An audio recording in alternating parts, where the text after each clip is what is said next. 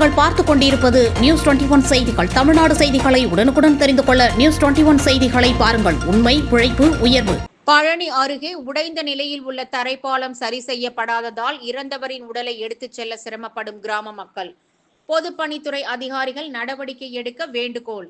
திண்டுக்கல் மாவட்டம் பழனியை அடுத்த குதிரையாறு அணை பகுதியில் 50க்கும் மேற்பட்ட குடும்பத்தினர் வசித்து வருகின்றனர்.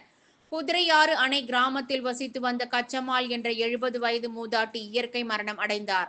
மூதாட்டியின் உடலை அடக்கம் செய்வதற்காக குதிரையாறு அணைக்கு அருகில் உள்ள தரைப்பாலத்தை கடந்து சுடுகாட்டுக்கு உடலை உறவினர்கள் எடுத்துச் சென்றனர். கடந்த மாதம் பெய்த கனமழையின் காரணமாக தரைப்பாலம் தண்ணீரில் அடித்துச் செல்லப்பட்டு சேதமடைந்திருந்தது. சுடுகாட்டிற்கு செல்ல வேறு வழி இல்லாததால் உறவினர்கள் இறந்தவரின் உடலை சேதமடைந்த தரைப்பாலத்தை கடந்து எடுத்துச் சென்றனர். தரைப்பாலத்தை சரி செய்து பொதுமக்கள் எளிதாக செல்ல பொதுப்பணித்துறை நடவடிக்கை எடுக்க வேண்டும் என கிராம மக்கள் வேண்டுகோள் விடுத்துள்ளனர். நியூஸ் 21 செய்திகளுக்காக திண்டுக்கல் மாவட்ட செய்தியாளர் பாலமுருகன்.